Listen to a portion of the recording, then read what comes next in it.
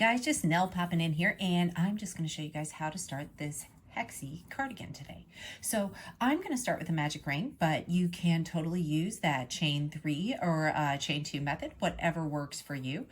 So I'm going to start with a magic ring. If I can get my magic ring going. There we go.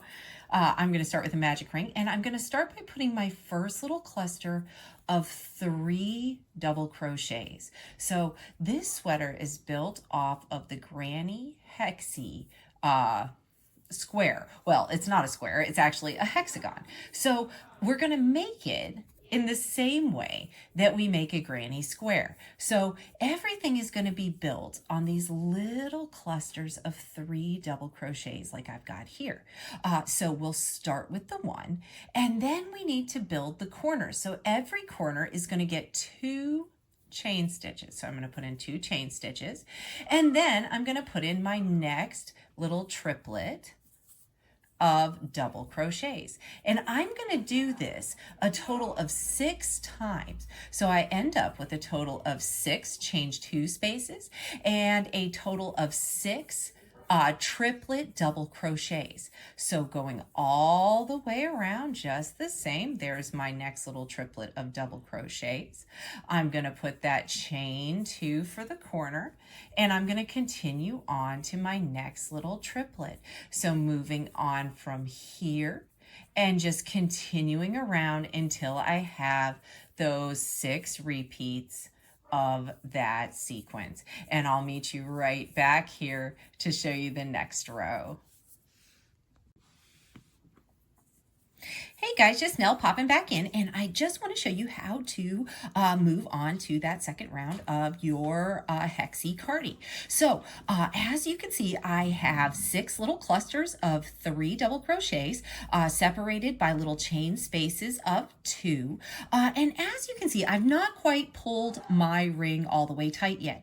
And the reason for that is because I wanted to show you all those finished clusters with it laying a little bit flat. So you'll notice that when I pull my ring and close it up, my hexagon doesn't lay quite as flat as it did, and it really gets kind of squished up, and that's okay because this hexagon is not meant to lay flat, and as it gets bigger it's going to lay even less flat, so don't worry about that.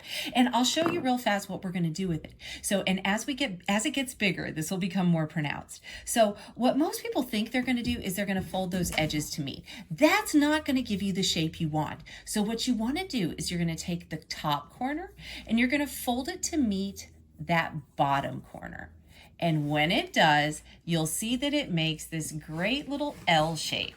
So this is what we're going for, because we'll turn it eventually, of course, when it's much larger. And then we'll build a second one that's exactly the same. So we can see it's like half a t-shirt kind of shape. Yeah. So we'll build the other one in the exact same way, building a second hexagon, and then we'll seam them along that back there, and we'll have ourselves a great little cardigan.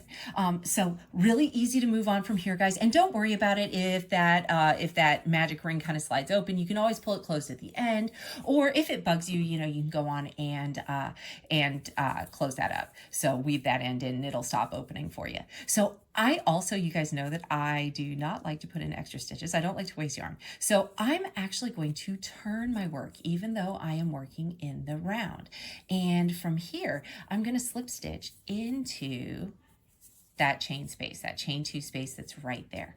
So from here, I'm going to place a standing double crochet. You can also replace that with a chain 2 or chain 3, do you. And I'm going to place another 2 double crochets into that same chain space. Now we have to remember that this is a corner, guys. So we're going to give 2 double crochets here, and because we are working into our corner, we're also going to put a second cluster of 3 double crochets into that same space. So 2 and 3. So as you can see, my corner is formed by those 2 little clusters with that little chain 2 there in the middle. So we're going to continue putting those all the way around, putting 2 clusters of 3 separated by that chain 2 in each of these little chain spaces all the way around. And again, it's going to make your shape ripple, and that's totally okay. It won't do that when we fold it into that great little sleeve shape, and so don't worry about that at all. So continuing on, you're going to put one single crochet, or not a single crochet, a chain space in between those, in between your corners, and then into the corner we'll put that 1, 2, 3 double crochets. We'll put that chain 2, 1, 2, and then we'll put that second cluster of 3 double crochets, 2 and 3. So there we go, guys. That's your second corner worked, and you're just going to continue working all the way around. So finishing up this row, and I'll meet you right back to show you how to do round 3. And from there, guys, you can just fly because the rest of the rows will be exactly the same. So I'll meet you right back here, guys, for row 3. See you in a sec. Bye. Hey guys, so it's just now popping back in for that row 3. As you can see, guys, now we've really got that hexagon shape going.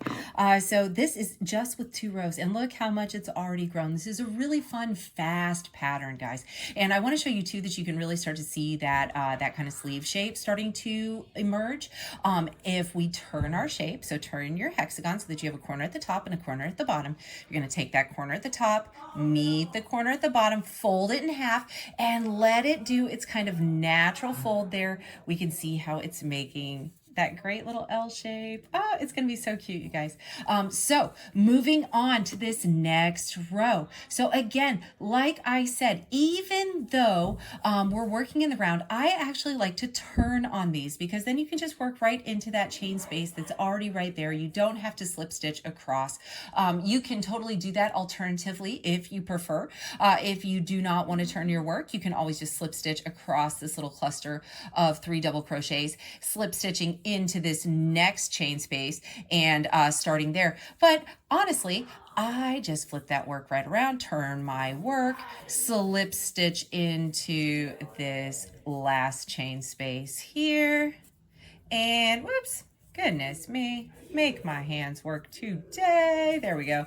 And then I just stitch right into there. So I'm going to start with that standing double. So I like to use a standing double, but you can totally replace that with a chain 2 or chain 3. Do you?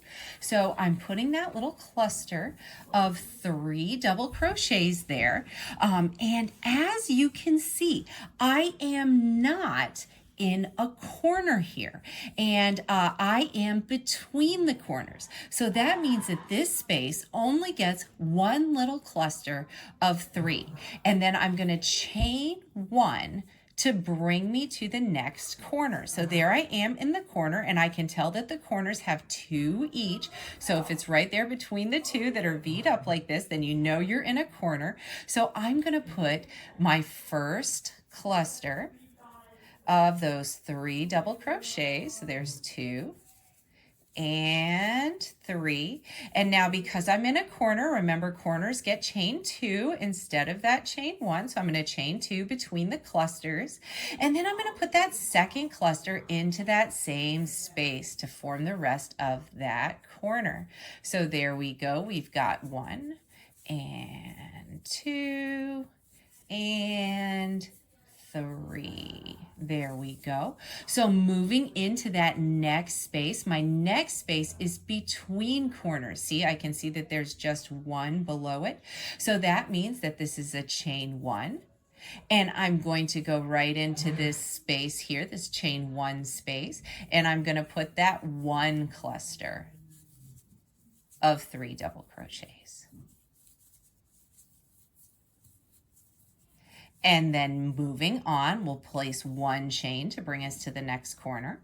Here's that corner there. We start with the first cluster. 1, 2, and 3. Whoops, there we go. We'll pull that chain 2. We'll put that second cluster, 1,